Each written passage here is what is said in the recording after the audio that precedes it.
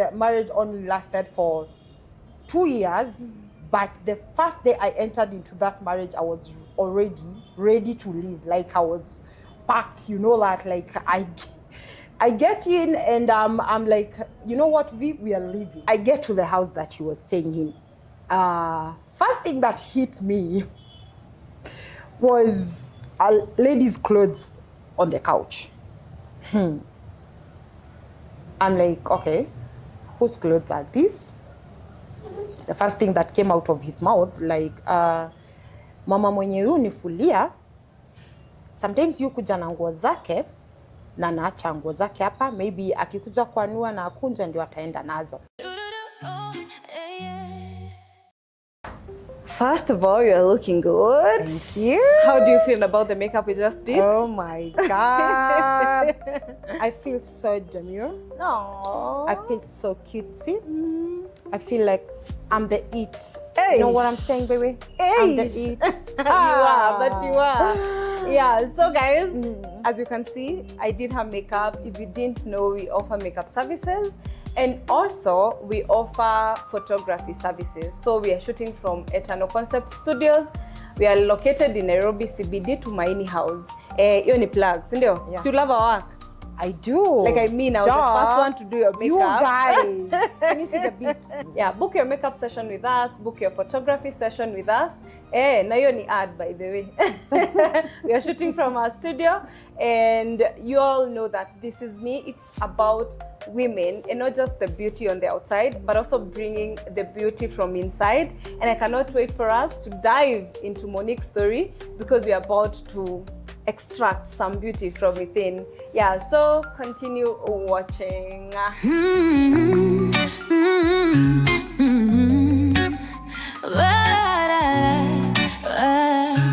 Oh yeah. Oh yeah.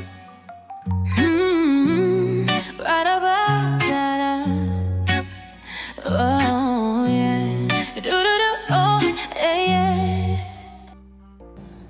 I remember even like I told you guys I had a job. Now he goes to an extent of saying that you have to quit that That was job. another one. I'm like, why am I quitting my job? Because I don't expect my baby mama to be working. I don't want you to be stressed. And mimi, hata sipendi hiyo job yako yenye unaendanga 8, unatoka 8. When do you rest? You know, like he had a way with his words. Even in that, I was with him there. Like, sometimes I'm like, you are very... I remember you convincing me. Yeah, because I remember him saying, hii job. he was saying like, me, I don't want to do this if she's not gonna quit. Yeah. And to me, it was, because I even remember that around that time, he had come with 100 G's in an envelope. And he's like, twende tuka shop. Yes. Like I want us to go and shop. And I remember, and he kept saying, Ati, how working, it's like showing, like I'm not capable of taking care of her and the child. So for me, even at this point, now I'm like, your relationship is gonna break. Yes, because of a job money. Because of a job. And he can take care of you. And even, but this time he's throwing tantrums. And for me, I'm like, Moni, I think now you are being difficult. Yes. And again, I'm so sorry.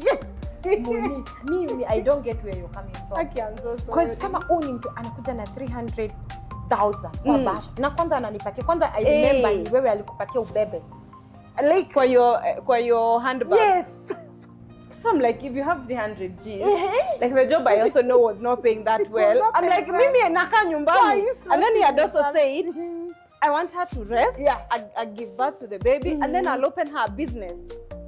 So it made sense. And it was a better plan than anyway you working 8 to 8. Yeah.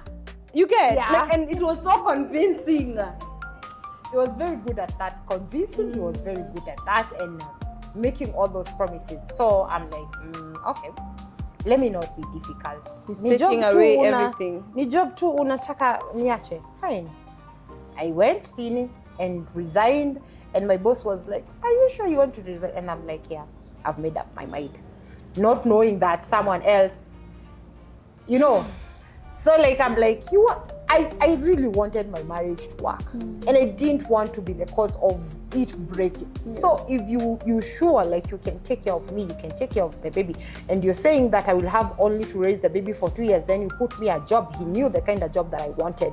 Even when I was working, I was working so that I can accumulate money to put the business that I wanted. So he said, it's just a business, you leave the job. I'm your man. I got you, baby. That's why I'm here. I'm the provider. But all this time, like, it's in disguise because, like, he's taking one thing at a time. He's taking one thing at a time. Yeah. He's taking one thing at a time.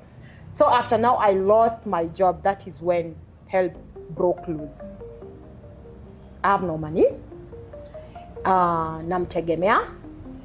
So everything is, Nipe. can I help? Can I help? Can I help? And now he found it as a chance now to reveal himself to me, because I feel all this time he was wearing a mask.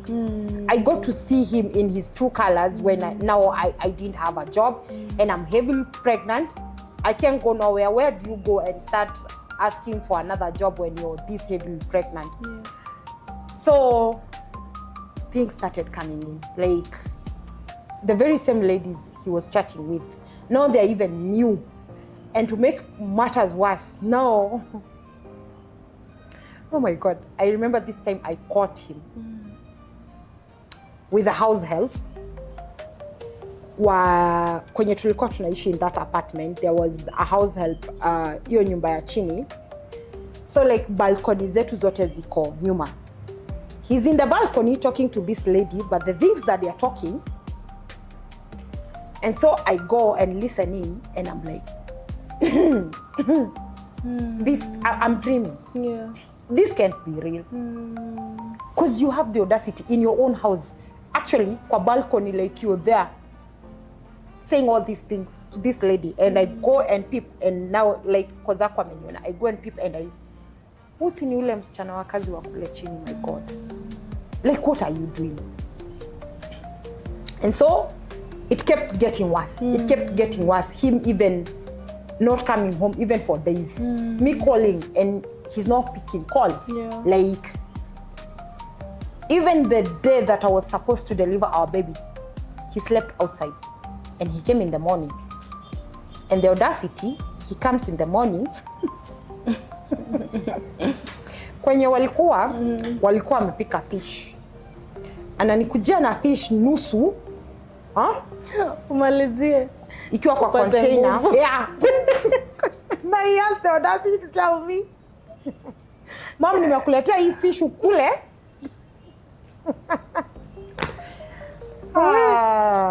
God. Nimekuletea hii fish ukule because you know this is the... Amelala nje. But don't you dare ask me where I slept. Because who are you to ask? And I used to feel like, I don't know, is this marriage? Is this how marriage is supposed to be? Remember, like, my friends, after they were not married by then, so, like, sina mtu wa kuuliza, hivi ndivyo marriage inakuanga wadau.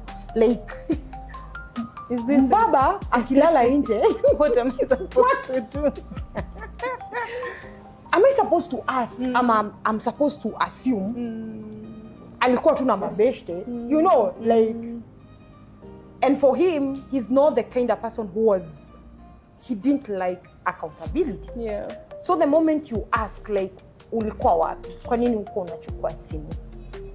Violence, pap. Like, he'll start throwing words and saying stuff and being aggressive and being violent. And I'm like, nini?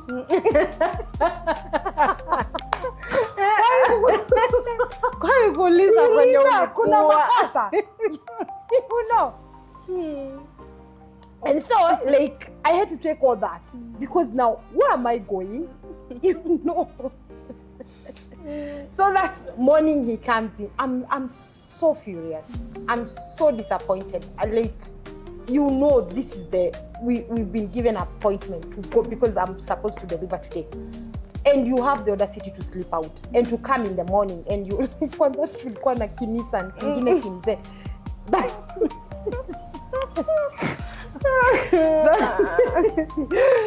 So like he's just like, Mama, you ready? We need to go. I'm like, I think you're leaving something out, because I need to understand, like, where were you? Why didn't you come? Why did I call you all those times and you didn't pick up my call? You didn't come with an explanation at all. And he didn't explain. Actually, he didn't. So I'm like, today is my big day. I just want to go, pop this baby out and see where life leads me, because at this point I'm tired, I'm drained. I'm like, this is not the kind of relationship that I wanted. I didn't anticipate for this. Like, I'm confused. I'm having all these emotions, turmoil. Like, I was feeling confused. I was feeling tired. I was feeling drained.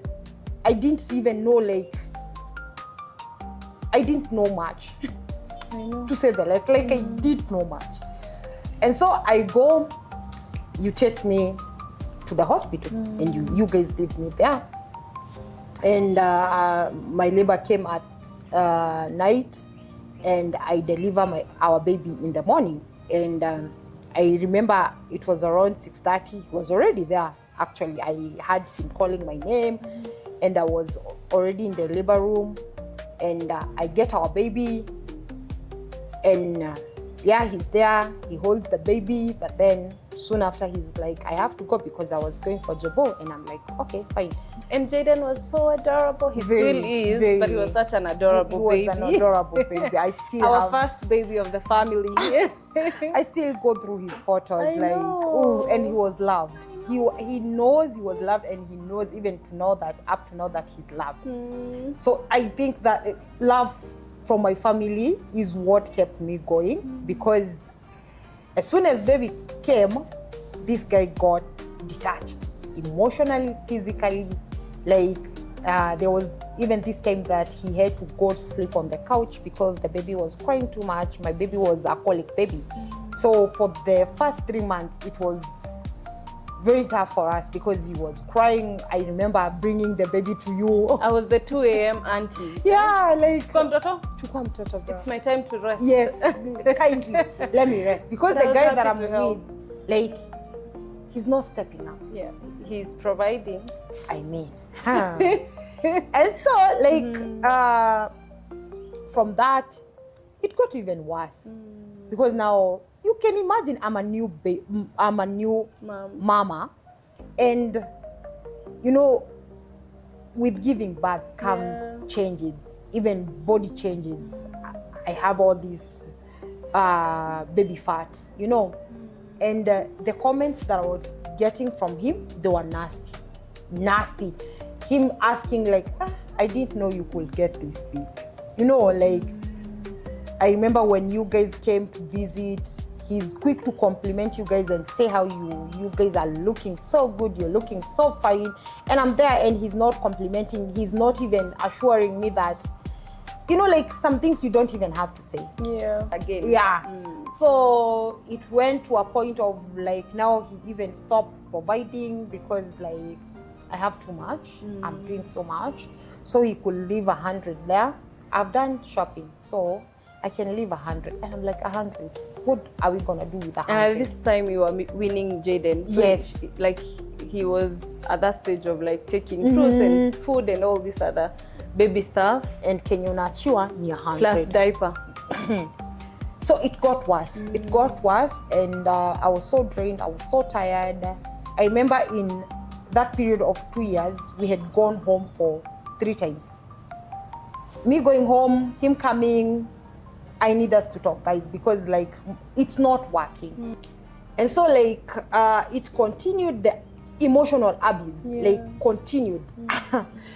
I remember this one time, every month, like, kiateka anakuja, like, ananiuliza, Moniq, nataka receipt yenyu ya nyumba, kwa sababu every time George nikimpigia nikimuuliza receipt, ananiambianga tu amelipa, niulize mwenyewe. But mwenyewe amesema,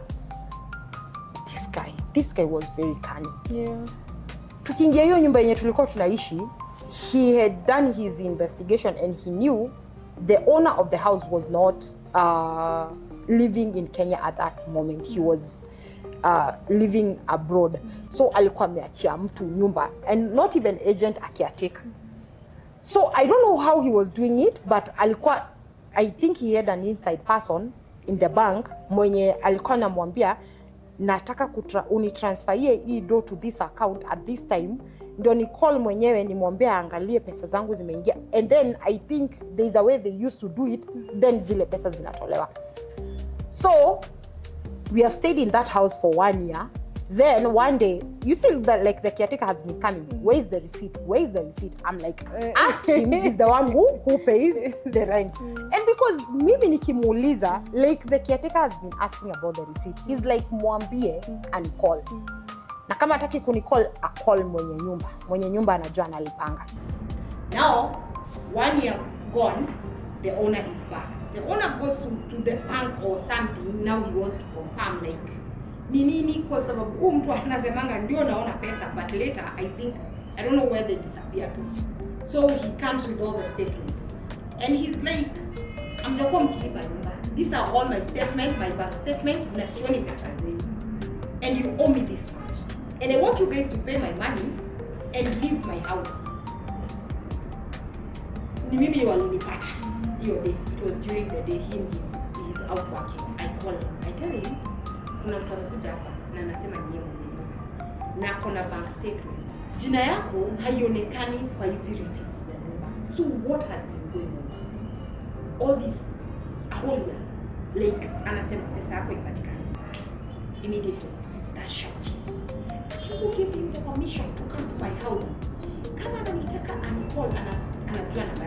I'm like, we are not fighting, I'm just saying if you can, I'm not your enemy. Hata mimi nimepatwa na hiyo information right now, and if there is an explanation, I don't see why you're getting worked up. You know, like I don't get why you're getting worked up, because if you have an explanation and if you know you have been paid, what is there?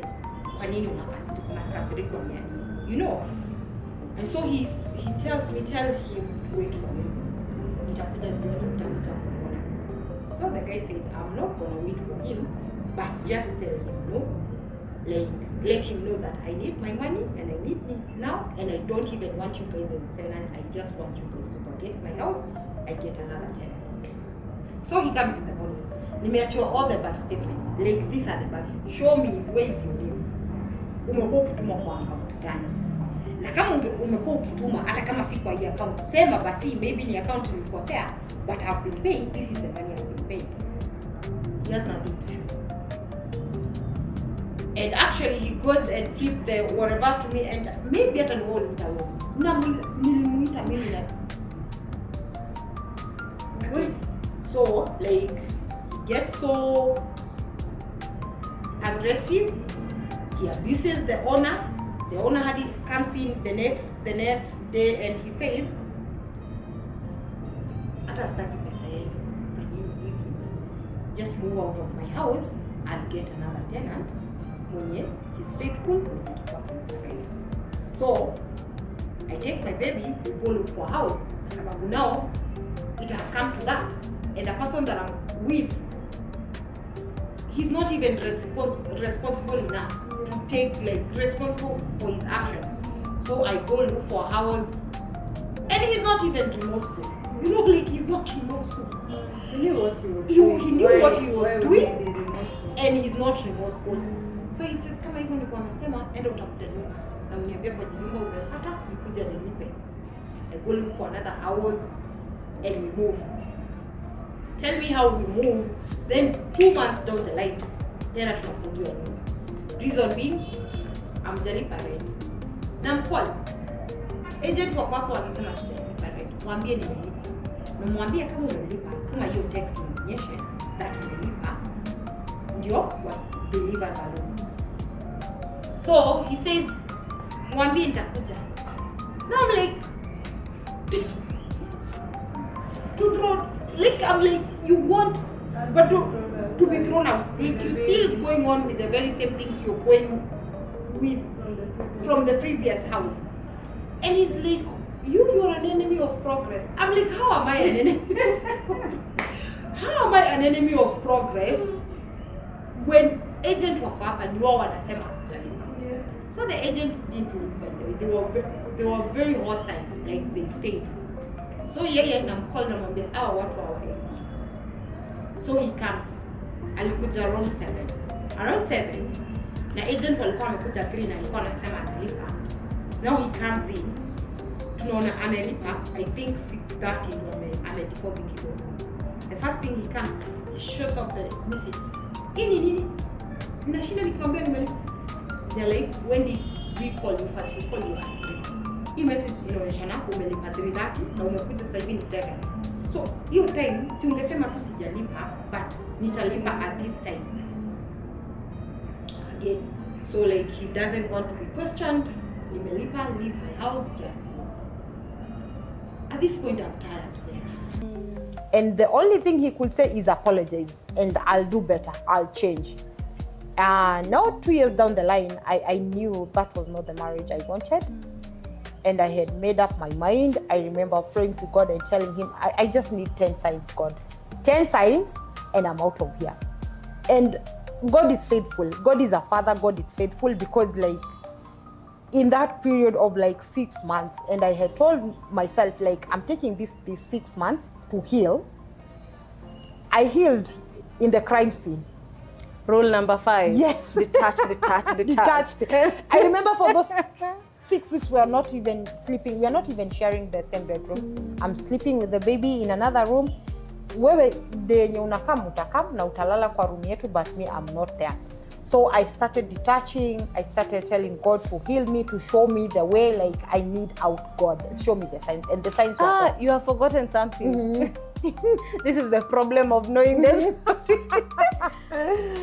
When you complained about like when things were not working at some point, and you're just like, oh, I don't think we're equally yoked, because at this point you also like had grown in your spiritual life, and you were going to church. You were actually going to the same church, and he came.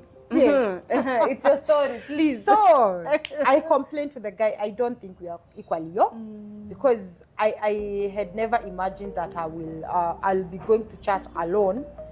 I had imagined my marriage as this perfect marriage where we'll be going to church together, a happy couple again.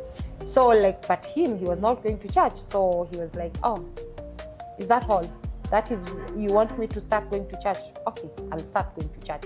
And he actually went to church and he got born again. He went. And I was like, oh Lord, you're doing I know. it. Even I was like, you're doing it. You're changing this man.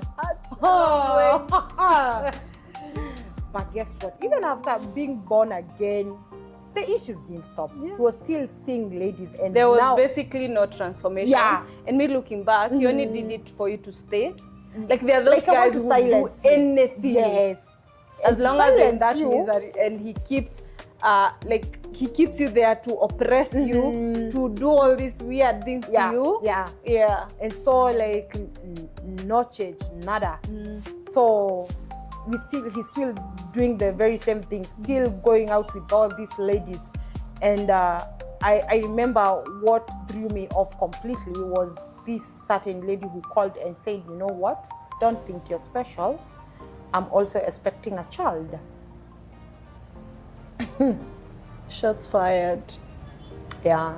And I was like, okay, it's all good. You're a lady like me, you chose to give birth.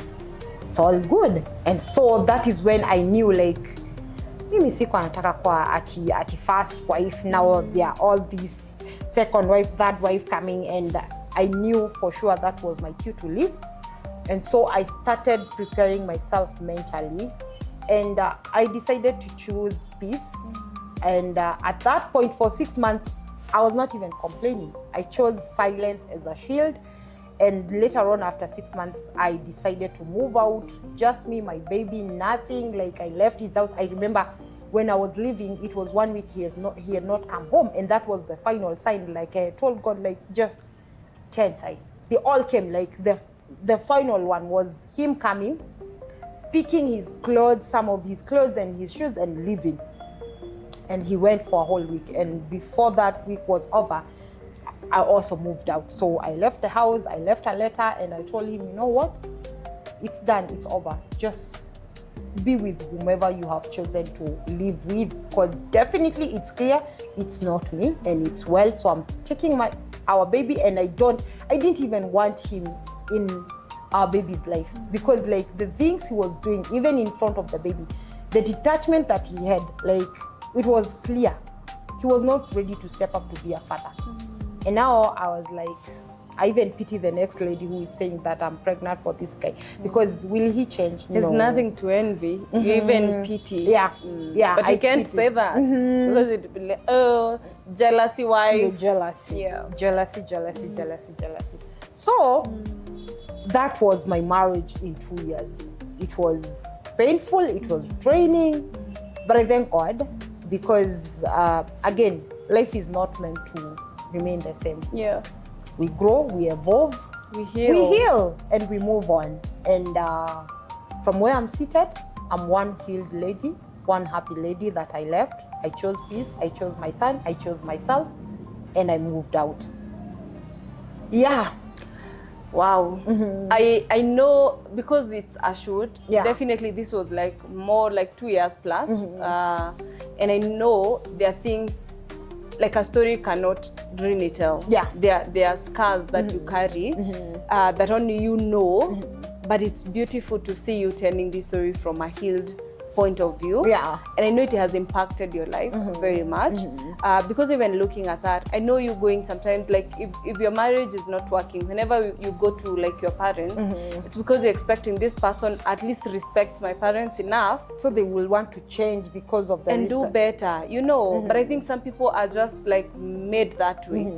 And for me, I think when you guys, when your relationship started and when you guys like settled in, Yeah. like I truly thought this guy was a good guy. And it's because like he was so good with his words. Yeah. And telling us like all these good things outside of yours relationship. Yeah. And now later coming and seeing some of these signs, seeing some of these things, seeing how much that broke you. Yeah. Like it also broke me so much. And we also don't talk about how, and especially that's why I said from a point of firstborn, we are 6 girls. Yeah. We are 6 girls, all of us girls. Yeah. So you're the first. So there's me, there's Mims, there's all this. I'm sure even from that young age, there's a looking up to. And for me, especially because I was close, because even I remember now with Jaden, like I came to stay with you to help you with Jaden and all. Yeah. Like that thing affects you. It affects you because like you like thought, I don't even know what we think marriage to be, because I wouldn't even say our parents modeled marriage in the right way. Yeah. And again, they did the best with what they had and all that. But now it affects you to a level where, is this what I'm gonna sign in with? And I remember for me, it was an issue, because every time, even when now I settle down, I would look my husband from some of the aspect of your relationship, and I'll be like, everything was a trigger. Everything was like, oh, this is that guy's behavior. Oh, this is gonna end up like, you get. And now it keeps you to a point where you also need to heal. Yeah. And also for me, I think even part of my healing was like a lot of apologizing. I know even like, I think sometimes I stay and I'm like, I'm so sorry, because at times I say, what if I was praying that time? What if I saw the signs? What if I didn't push? What if you didn't have to marry? Like you could have just had the baby and be like, if you want to take care of the baby, fine. Yeah. If you don't, it's okay. But I mean, I feel like also your story, it's one a very powerful one, because now I've seen you evolve. Yeah. I've seen you raise Jay, and he's this amazing, adorable 11-year-old who is very bright and very smart. Yeah. Like, and I can only see how bright his future will be, and it wouldn't have happened if he was being raised by a wounded mom. So I also like want you to like just give yourself some flowers, give yourself some grace that you have actually like whatever was meant to like kill you, whatever was meant to bring you down, whatever was meant to finish you, Yeah. like God also turned it for your good. And also you are at a point where you, because God can, he's always a good father. He's Yeah. always wanting what's best for us. And I know sometimes things happen because the enemy is also at work. But like I have seen you, no matter how the stress ama the struggles life throws at you, Yeah. like you always come out the other side better. And also like I remember in your days of marriage, the 2 years, like you had really changed because you are very bubbly, but you have become a very bitter, angry person. Yes. And at times I couldn't understand because like that time I wouldn't say we had even a very big relationship. It was juju. Yeah. Now I think we have gone deeper, even like talking about deeper stuff. But that time it was more of like admiration, like, oh, this is my big sister. Oh, I want to be like this. And then seeing you shift from this happy, bubbly person to this angry person. Yeah. Where now for me, at this point, I didn't even know the depth of your like things in marriage that were going on. Yeah. And now I didn't understand. And then now later coming in understanding that, and it would like breaks your heart, Yeah. you know, Yeah. because you never want to, and especially now even a sibling, you never want to see someone that you love go through hardships, you know. But this is to say that your story truly for me, it encourages me. Yeah. It makes me want to be better. And sometimes it's like, even when you're going through something, you're like, if Moni went through that, Yeah. like I can also go through this. And I know sometimes things don't turn out the way we expect them to. Yeah. But to see you like just take lessons and still be better, like you have done well. Yeah. You really have done well. Yeah. But maybe just to share, just as we close as well, because of time. Yeah. It's been 11 years. So how was the now this new transition? How was that for you? And like, did he even try reaching out? Did he try to see the baby? Did he try to support the baby? Yeah. Yeah. Yeah, it's been 11 years, 11 years of evolving, 11 years of healing, 11 years of becoming a better version of myself. And with the baby daddy, I cut ties with him. For me, disrespect closes doors that apology can't reopen. And the fact that he had shown me who he is, you know. And by the time I was leaving, I knew he wasn't even interested in co-parenting. Yes, he tried to reach out, but why are you reaching out? Why are you reaching out? What are your motives? You just want us back there so that you can continue with oppression and everything. And seeing Jaden is a sweet soul. And I didn't want him to experience, because I knew I could take it, but I knew my baby wouldn't take it.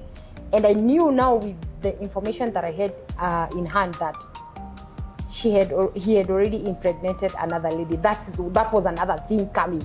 And that was another storm. Like, how could we have even handled that? And the fact that his mom was even in support of the relationship, because there was this time they even went with the lady in Shags. I only got to hear it from the brother because the mom had accepted. Again, it's the choices people make, you know, like their choices, and the choices that we make define the people that we are. But to say less is that I didn't allow him in our son's life. That is the choice I made. And I decided when Jaden is all grown up and he knows better, if he wants to go back to the dad, well and good, I will not come in between. But for that time that he was young and very fragile, I couldn't allow him to grow up in a relationship that I knew would cause wounds and traumas for him. So I cut ties and I told him, I'm good on my own. I will raise our kid. If you want to look for you when he's old enough, he will, and I won't stand in the way. And that is that. And for 11 years, I haven't seen the guy. I haven't, like, that was that. But looking back, I'm glad things happened the way they did, because for me, Jaden is a gift. And if he didn't maybe come in my life when he did, maybe I wouldn't even have turned out to be the person that I'm right now, because I wanted to do right by my baby. I wanted him to feel loved, to know that it was not his mistake that our relationship did. So I went an extra mile to feel that he's taken care of, he's loved, and he knows that he's loved. And I didn't want any external energy to come and disrupt that peace. Like, I chose peace, and I decided that I'm for peace. And nothing can steal that peace from me and my baby. Yeah. And the lesson that I picked is that for me, right now, where I'm seated, like, I don't judge yesterday's decisions with today's wisdom, because I've had to evolve. I'm a different person. Like the girl I was 11 years back is not the girl who's seated here right now. And if there's anything I could tell that girl right now, if I had a chance, if life had a way of like just being turned back to now tell this girl what you know in those 11 years, I would tell her, girl, there is no pressure. Like, there's no harm in putting yourself first. And again, like, nobody cares. Because that time I was feeling like, maybe people wanajua like I'm not married now. I want to get married because some of my friends from way back in high school, they're already married, they have 2 kids. So how is the society? I don't want to live up to society's expectation. So if there's anything I could tell that girl is that when choosing love, like choose a guy who will make you feel safe. Not only physically, but also mentally and emotionally. And a guy who feels like home. Because for me, home is where I feel supported. Home is where I feel recognized. Home is where I feel safe. Home is where I feel seen, heard, and understood. So like a guy who feels like home, not only in the way he holds you, but the way he stays, the way he loves you in a way that doesn't make you question the kind of love that he's giving, the kind of love that doesn't make you feel like you're standing at the edge of something so fragile, like one snap and it all comes crumbling down, the kind of love that he's assuring, you know. And for me, like, being loved in a relationship is the bare minimum. You have to make sure that you're seen, that you're heard, that you're supported, that you're prioritized, that you're desired, you know? Because those are the things that I never experienced in that relationship, in that marriage. Like, I felt like I was not desired, I was not supported, I was not prioritized, I was not even understood. Like, you know, the kind of guy who doesn't want to hear you talk. He doesn't even want to hear your opinion. Like you feel like you've been shut down.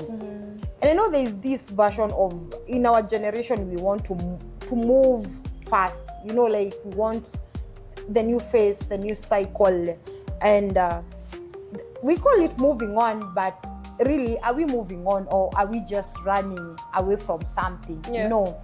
For me, I've taken enough time to heal. I haven't rushed because I wanted to do right by my son. So I knew I had to heal.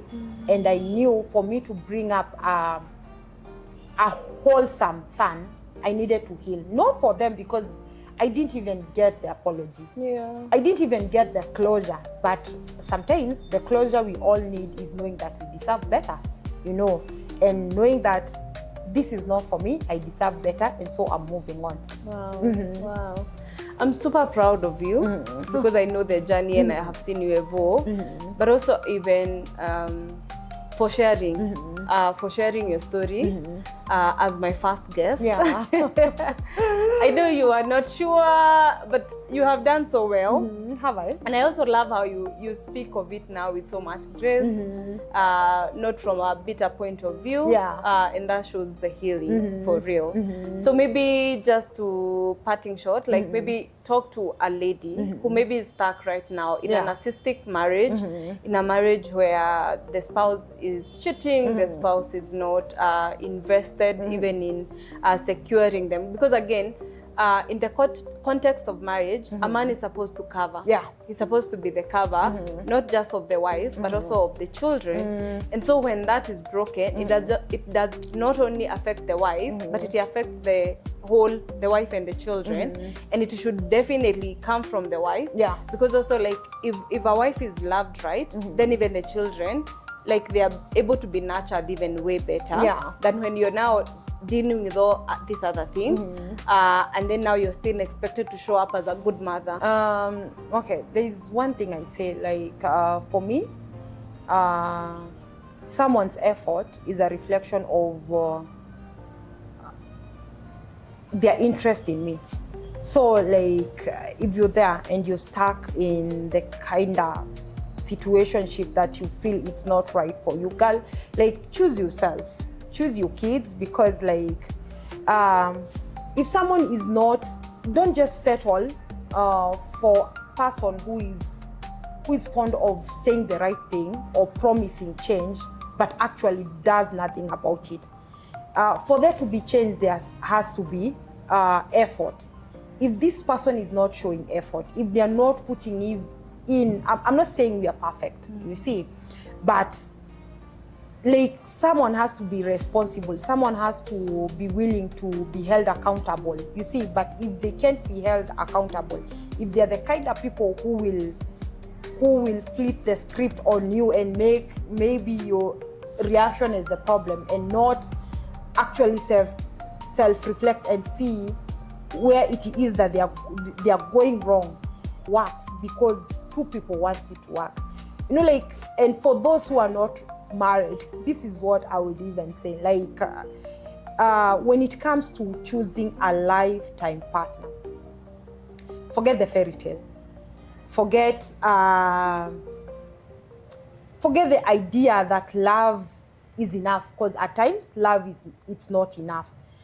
What matters most, and even the looks are good, but let me tell you, like, attraction fades, chemistry fluctuates. So what you ought to be looking for and what is important is the kind of person who will be standing next to you when it gets messy, when you're moody, when life gets real. And one thing about life is that it has a tendency of getting real quick. So who is that person who will be standing next to you when life gets real? And one thing about life, it has a way of throwing heavy stuff at us. Speak of it, grief, stress, money problems, you know, like unexpected loss. Who is that person that is standing next to you, that you know that they got you? They got you even when they don't get you. You know, the kind of person who will not bail out on you at the first sign of trouble. You see, the kind of person who assures you that we are in this together. Come rain, come sunshine, we are in this together. I got you, you got me, you know.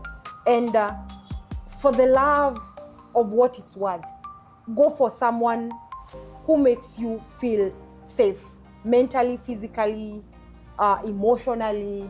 You know, the kind of person who shows up for you even when, not only when it's easy, but even when it's inconvenient for them.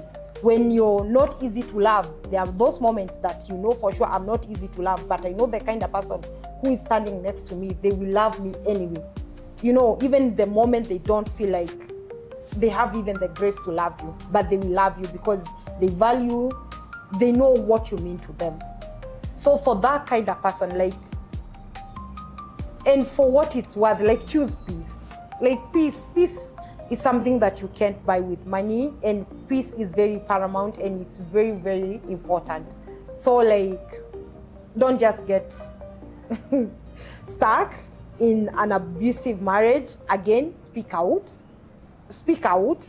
There's no harm in speaking out. Yeah.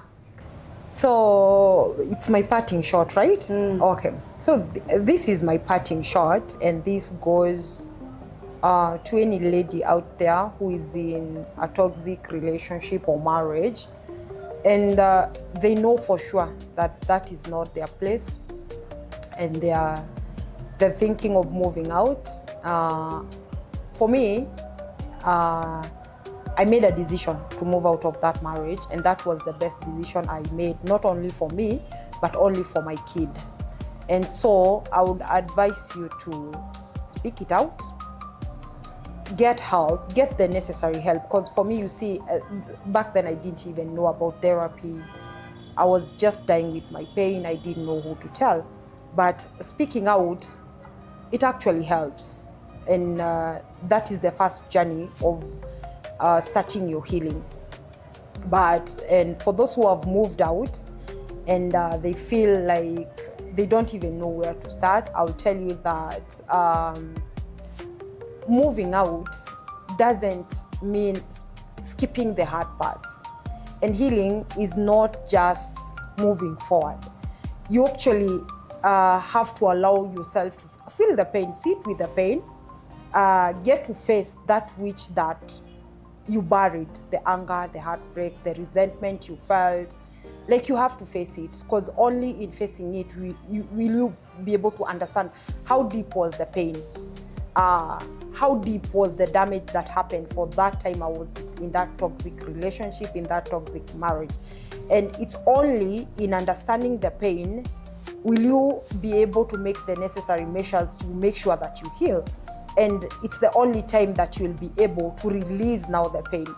But allow yourself, cry. I cried for years. I doubted the decision for years. Now I was like, what will my son think?